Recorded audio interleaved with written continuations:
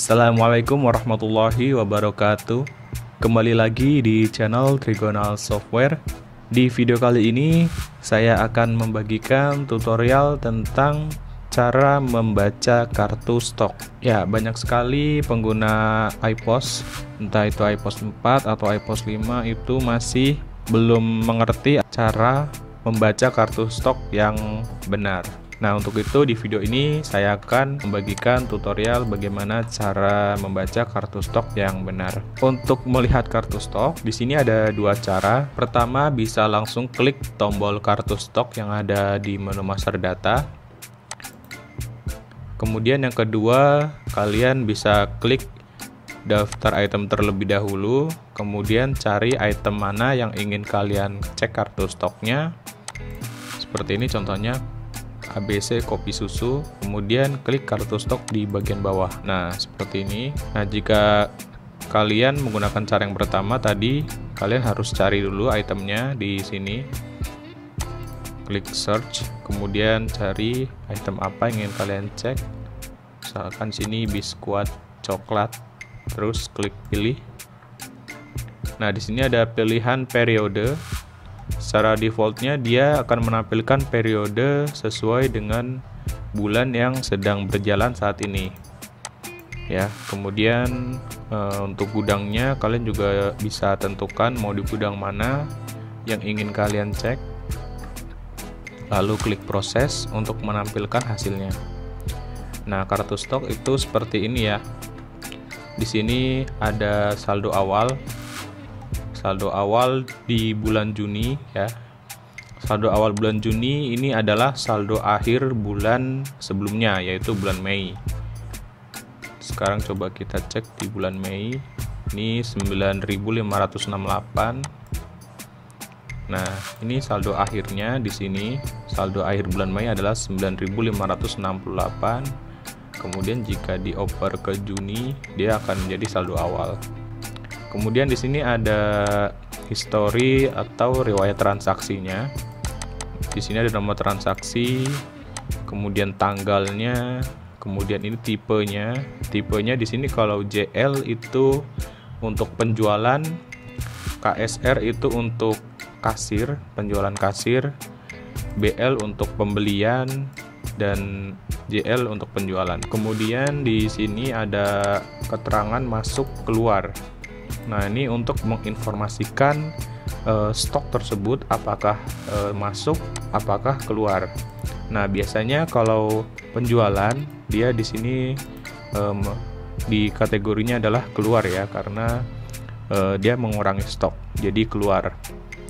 Kemudian jika terjadi pembelian, dia akan dianggap barang masuk ya, barang masuk, jadi akan menambah stok.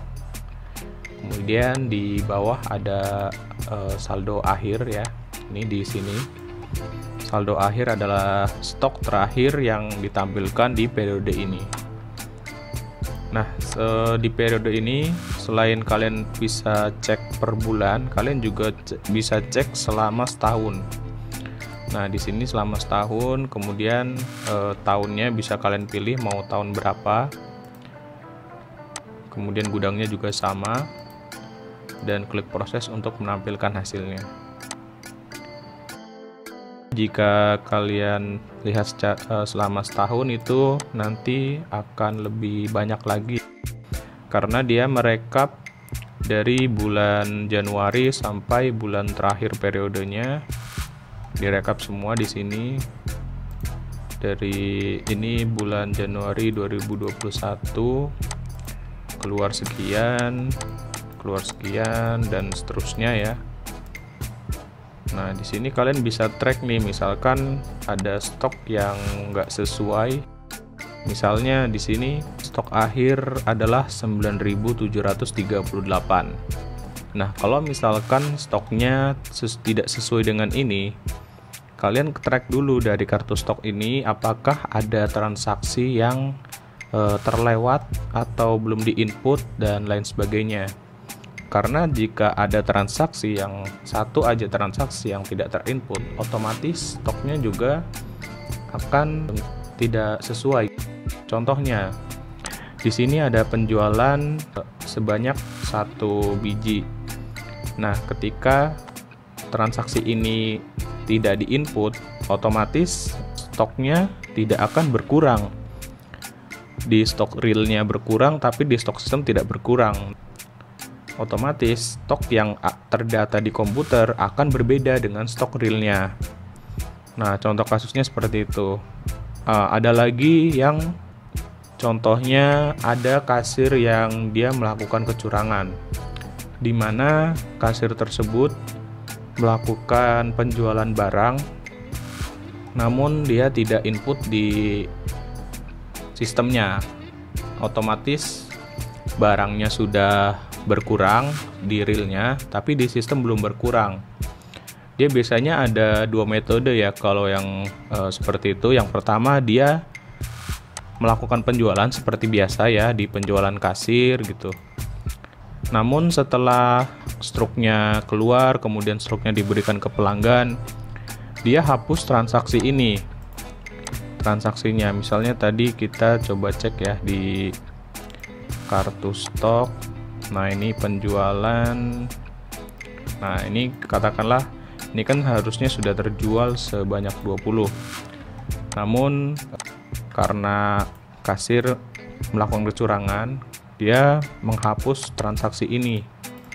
Ya, misalkan kita coba cari ini di daftar penjualan. Nah, ini kemudian dihapus. Oke.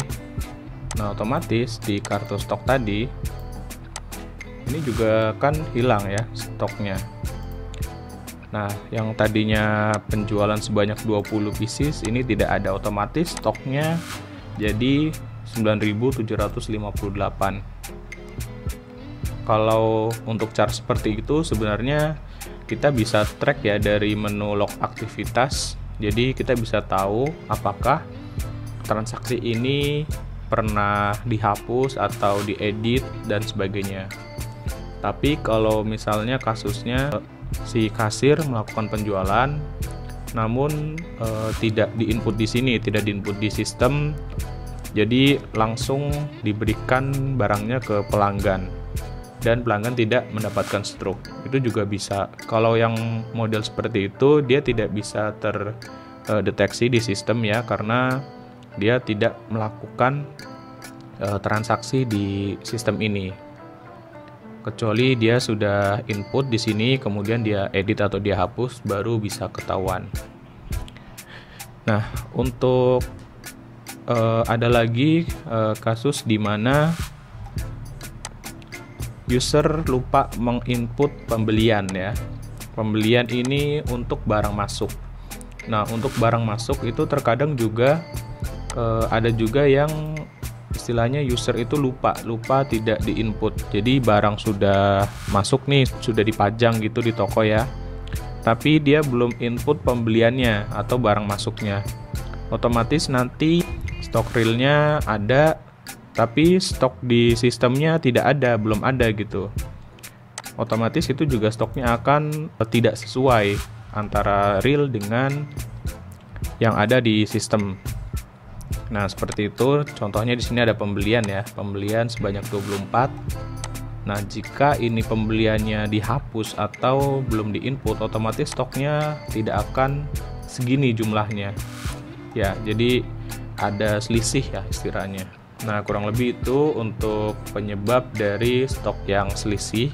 Kalian bisa track dulu di kartu stoknya. Jadi jangan menyalahkan program, menyalahkan bahwa wah programnya tidak akurat, wah programnya ngaco stoknya. Kalau bicara program tidak mungkin ngaco karena di sini by system sekali ya. Kalau misalkan kalian mau hitung manual juga silahkan. Misalkan nih saldo awal sekian, dikurangi sekian, dikurangi sekian, dikurangi sekian, dan seterusnya sampai akhir. Kalau misalkan stok akhirnya tidak sesuai, baru bisa dibilang programnya yang tidak akurat. Tapi kalau misalkan kalian sudah hitung secara keseluruhan ini dari data stok yang ada di sini dan hasilnya benar, berarti bukan kesalahan di sistemnya, namun di usernya. Oke, kurang lebih seperti itu ya video penjelasan tentang kartu stok. Semoga bisa menambah wawasan untuk kita semua dan bermanfaat bagi kalian semua, terutama pengguna program iPos. Jika kalian masih ada pertanyaan lagi, silahkan sampaikan di kolom komentar. Jangan lupa untuk like, komen, dan subscribe supaya tidak ketinggalan notifikasi video terbaru dari kami. Sampai bertemu lagi di video selanjutnya. Wassalamualaikum warahmatullahi wabarakatuh.